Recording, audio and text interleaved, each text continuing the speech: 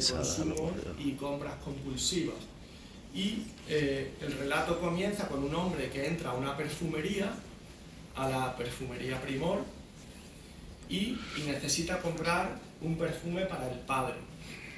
Entonces, lo que quiero es que el lector se vea tan perdido como el narrador protagonista. Todos hemos entrado alguna vez a una perfumería para comprar un regalo. Los estímulos olfativos son muy importantes, los olores. Intento jugar un poco con el lenguaje publicitario y el sagrado acto de comprar en la religión capitalista, que es nuestra religión actual. De hecho, hay aspectos curiosos en la construcción del relato. Algunas tardes iba a Primor en Calle Nueva o en Calle Larios, y empezaba a sacar fotografías de los perfumes. Incluso hacía unos traveling de toda la estantería con mi cámara. Entonces eso lo necesitaba para inspirarme, para sacar eslogan, la forma de los frascos, etc. Hasta que un día me viene el guardia de seguridad y dice: ¿qué está haciendo? Esto no...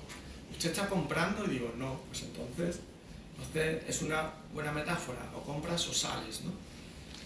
En Con lo que fuiste hay algo que suelo hacer en algunos relatos, algunos que se han quedado fuera, es introducir alguna deriva urbana dentro del relato. Entonces aquí hay una deriva, al final en Calle Nueva. Si lo leéis y paseáis por Calle Nueva en Navidad, igual podéis identificar algunos aspectos de ese paseo por esa calle. No me gusta hablar de detalles técnicos, pero hay una segunda persona narrativa que yo pienso que es eficaz y se vuelve por un lado hacia la propia conciencia, se desdobla con su conciencia, y por otro lado hacia la figura del padre. Este relato existe por y para el padre, ya lo vais a ver sin entrar en detalles. Bueno, hecho Con lo que fuiste. El segundo relato, si vamos por el orden, es Putas y bocadillos. Me podéis interrumpir o levantar la mano o lamer el libro, en cuyo caso interrumpo y pasamos a cerdos, sí, directamente. Antes de presentaros Putas y bocadillos,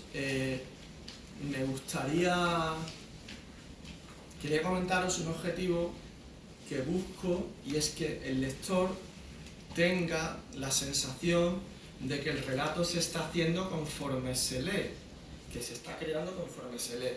Eso es como el santo grial de la literatura, ¿no? Pero eso es prácticamente inalcanzable, aunque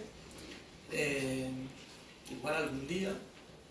Y luego, por otro lado, y en relación a Putas y bocadillos, que cronológicamente es el último relato que escribí, hay textos, y no sé si se produce también en la poesía, que empiezan a escribirse dentro de ti antes de tener conciencia de que lo vas a hacer, ¿no?